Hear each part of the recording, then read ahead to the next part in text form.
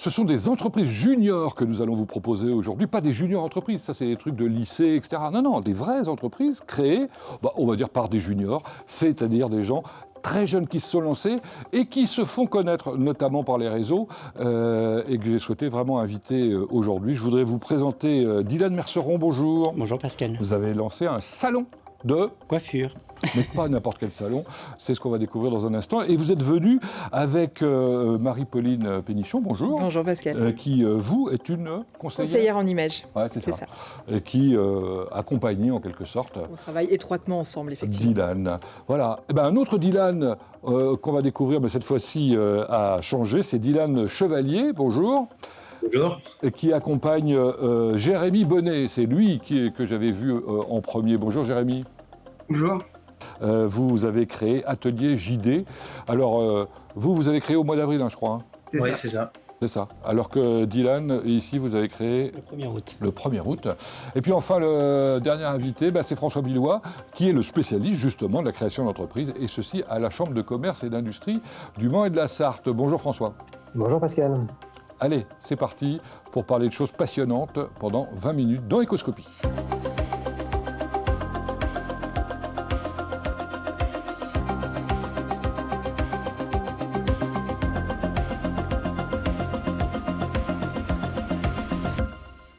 Il faut oser se lancer aujourd'hui dans la création d'entreprises. Et puis alors, il faut avoir un peu de culot également pour se mettre en avant sur les réseaux. C'est ce qu'a fait Dylan Merceron. Alors Dylan Merceron, vous êtes coiffeur. Tout à fait. Vous avez travaillé combien de temps en boutique ? 7 à 8 ans. Ah oui, déjà. Ouais. Après avoir fait donc une formation classique. En tout, j'ai 10 ans d'expérience. Ouais. Mais donc du coup, j'ai commencé par faire un CAP, ensuite une mention complémentaire, puis un BP et un BM, donc un brevet de maîtrise. Et surtout, en fait, dans mon parcours, j'ai aussi fait des concours. Donc c'est pour ça en fait, que je dis que c'est plutôt particulier, parce que justement, riche de concours, ça me permet de développer d'autres compétences, dont l'artistique. Alors vous avez le fighting spirit, on va dire, et l'esprit de compétition. Oui.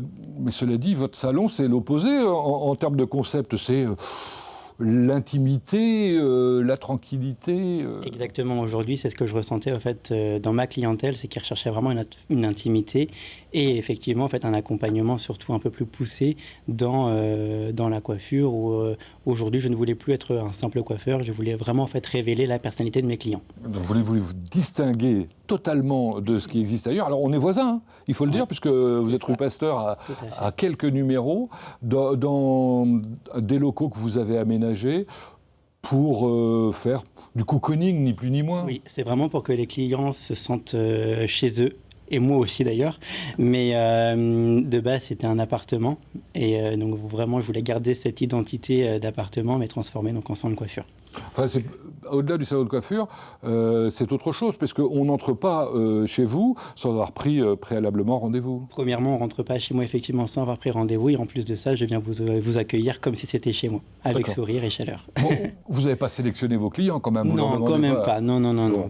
On peut être jeune, on peut être vieux, il n'y a pas de problème? Il n'y a pas de problème, j'accueille tout le monde, j'accompagne de la coupe, de la coloration aux soins. Avec plaisir. Alors la petite fiche de présentation, date de création 1er août 2025, donc c'est vraiment tout récent. Vous êtes à côté de chez nous.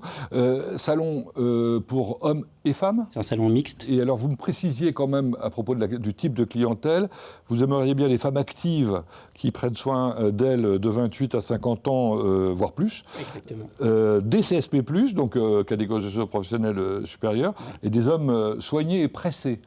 De 25 à 50 ans, mais vous rejetez pas les autres? Non, je ne rejette personne, absolument pas. C'est juste qu'effectivement, il y a une clientèle qui va rechercher peut-être un accompagnement ou alors du bien-être.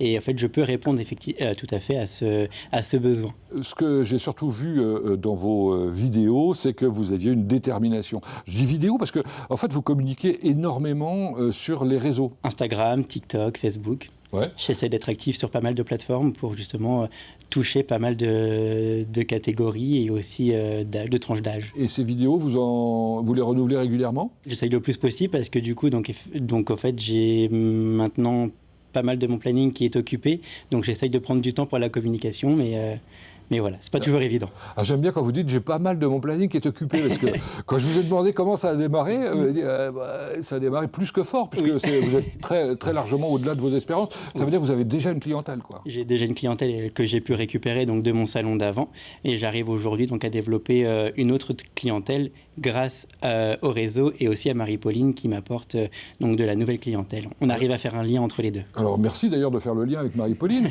Alors Marie-Pauline, vous étiez déjà venue ici, vous, Oui, je crois. c'est ça, il y a quelques mois, oui. Donc MP, conseil en image. C'est ça.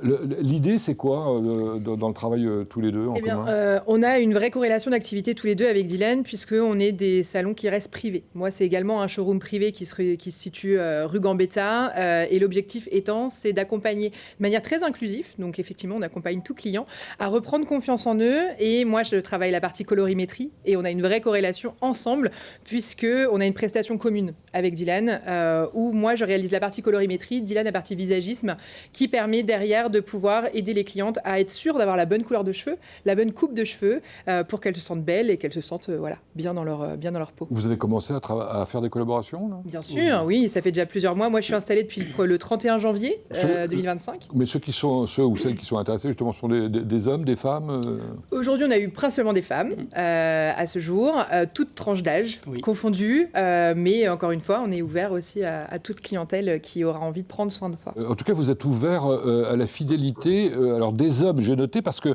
c'est pour eux que vous proposez des abonnements. Tout à fait, pour le moment. C'est original, ça. Oui, en fait, j'avais envie de proposer d'autres avantages à cette clientèle masculine, dont les abonnements, et en fait, pour pouvoir justement leur simplifier en fait, leur mensualité et qu'ils bénéficient aussi de réductions et de promotions. Bon, qui est-ce qui a fait le plus de succès chez vous? Les hommes ou les femmes, justement? Les femmes. Mais justement, j'aimerais développer aussi une clientèle masculine parce que... parce qu'en plus, il faut dire que chez vous, il y a 3 pièces. Une pièce pour les hommes, une pièce pour les femmes. Et une autre faite pour le bac. Le bac, c'est un shampoing. Les bacs à shampoing, tout à fait, c'est ça. Parce que le bac, pour vous, c'est évident, mais pour vous, c'est pas obligatoirement pour les shampoings. Bon, très bien. Est-ce que vous fabriquez des bacs pour les coiffeurs du côté de Atelier JD, puisque ça s'appelle Atelier JD, j'avais oublié de le dire d'ailleurs. C'est pas en vue, non. Ça se fait des bacs en menuiserie, par exemple? En bois, tout est possible, oui, bien sûr. Alors vous êtes Jérôme, hein, et si vous êtes là aujourd'hui, c'est parce que je vous ai rencontré sur la foire du Mans, sur le stand de la Chambre de métier et de l'artisanat. Vous étiez là pour expliquer que vous veniez d'obtenir un label. Oui, le label Maître Artisan. Alors expliquez-nous votre parcours. Moi, j'étais un peu bluffé. Vous avez fait des études quasiment équivalentes en termes de durée aux études de médecine, quoi. Hein. 7 ans en tout, et j'ai commencé par un bac pro en 3 ans, menuisier, après un brevet professionnel en alternance sur 2 ans. J'ai continué sur un brevet de maîtrise pour compléter ma formation et être titulaire du label Maître Artisan. Et puis vous avez travaillé 2 ans dans une entreprise où vous avez rencontré votre voisin. C'est ça. C'est ça, oui. Et là, vous êtes dit, ce serait bien qu'on monte ensemble quelque chose? Notre ancien patron partait à la retraite et du coup, il nous a proposé de reprendre. Alors l'originalité, c'est que l'un est menuisier, donc on l'a bien compris, l'autre pas du tout. Vous vous occupez d'aluminium, d'ailleurs on appelle ça comment le métier des gens qui s'occupent d'aluminium? C'est un menuisier aussi, mais aluminium. Quelle est votre clientèle?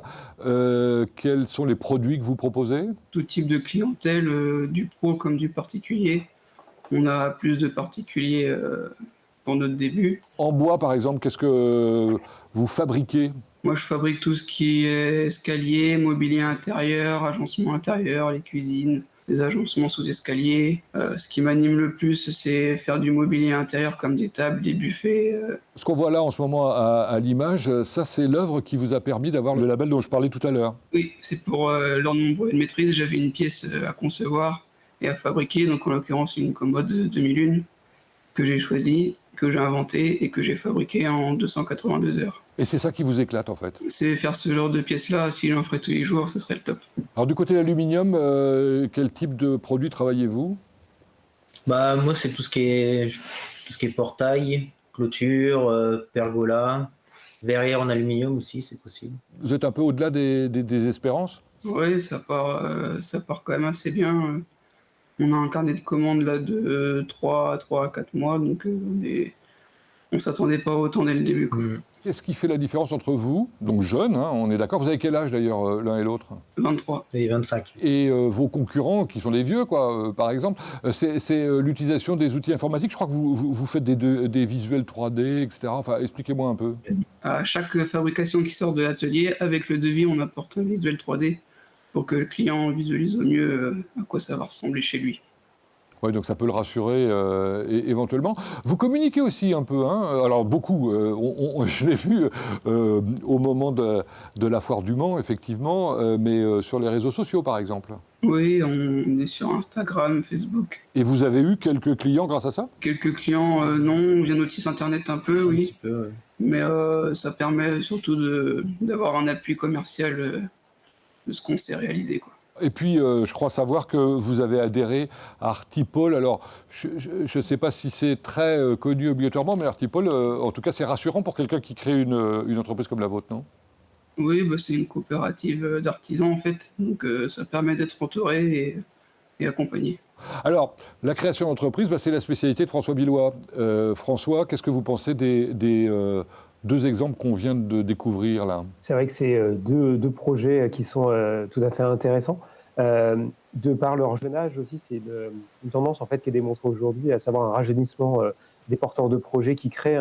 Les moins de 30 ans représentent un tiers des créateurs aujourd'hui, contre seulement 25% il y a 10 ans. Donc c'est la population qui se lance en création d'entreprise est plus jeune aujourd'hui. Puisqu'on parle de chiffres, est-ce que vous savez combien il y a de candidats chaque année à la création d'entreprises?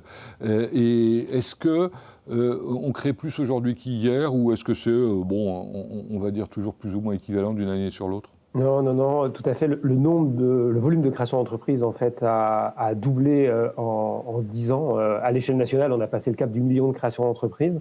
Il faut savoir, par exemple, qu'en Sarthe, en 2024, il y a 6 000 nouvelles entreprises qui ont été créées.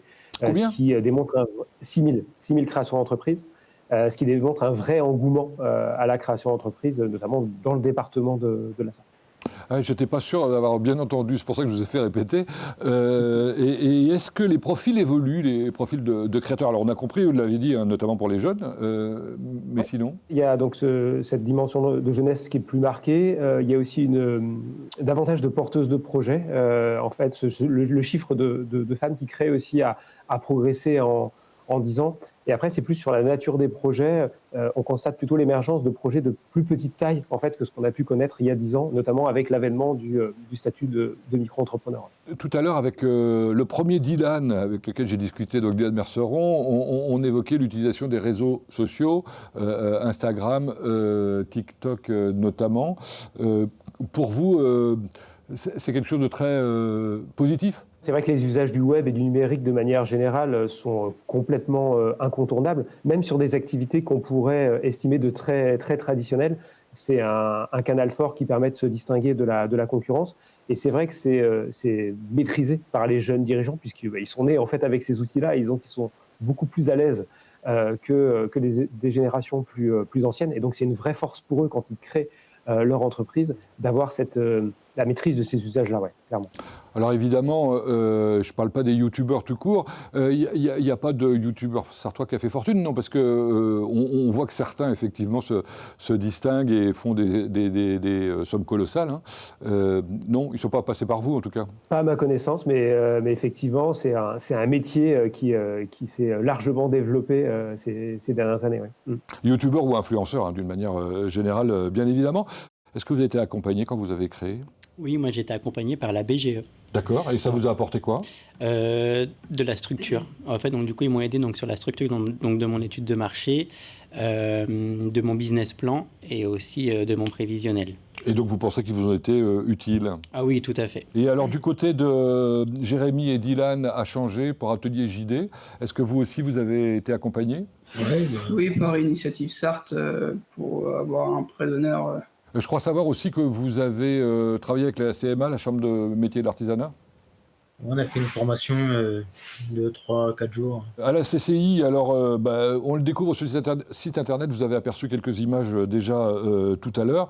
Il y a tout un système qui est mis en place qui vous permet de vous accompagner. Alors d'abord de répondre à des questions avant même que vous créiez votre entreprise. Hein. C'est pas mal fait ça, très honnêtement François.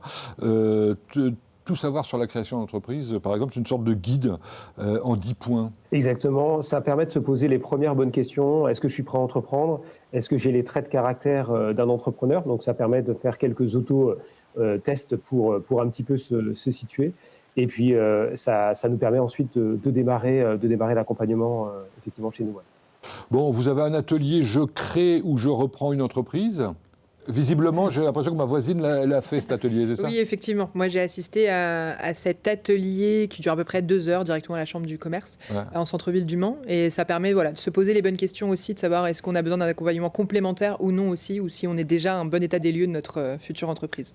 Peut-être, François, faut-il préciser que l'atelier, c'est possible de le faire en présentiel, mais aussi en distanciel, non? On les organise majoritairement en présentiel, on en fait aussi un petit peu en visio, et comme ça vient juste d'être dit, l'idée c'est de donner les premières clés, les grandes étapes qu'il y a à parcourir pour aller passer de la phase de l'idée jusqu'au démarrage effectif de l'entreprise. Ouais. C'est première mise, les premiers éléments de démarrage. Et alors, quand on s'est décidé, on peut faire autre chose qui s'appelle 5 jours pour entreprendre. De quoi s'agit-il? Ça permet d'avoir ce premier vernis de culture avant de se lancer dans l'entrepreneuriat. Donc, on y fait intervenir un certain nombre de partenaires, experts comptables, avocats, notaires. L'idée étant de pouvoir aider à la structuration du projet. Puis pour être complet, enfin peut-être pas complet, mais tout ça c'est vraiment très très bien fait sur le site web de la Chambre de commerce et d'industrie. Moi je vous invite vraiment à le consulter si vous avez des projets de création. Il y a une journée de la formation chaque année et de l'évolution professionnelle, hein, je crois. C'est ça, c'était une première pour nous cette année d'organiser ce type de journée. Donc on y a adjoint l'entrepreneuriat, puisque quand on réfléchit à son orientation, sa réorientation professionnelle, c'est vrai que l'entrepreneuriat, ça peut être une alternative au salariat. Merci François pour toutes ces précisions. Je vais saluer également nos invités Dylan et Marie-Pauline, et Jérémy et Marie et Dylan. Bah oui, décidément, voilà. Merci. On va croiser les doigts pour vous, pour votre avenir et pour votre réussite, et vous féliciter pour votre enthousiasme et votre dynamisme. Quant à nous, on se retrouve la semaine prochaine pour une nouvelle émission d'Écoscopie.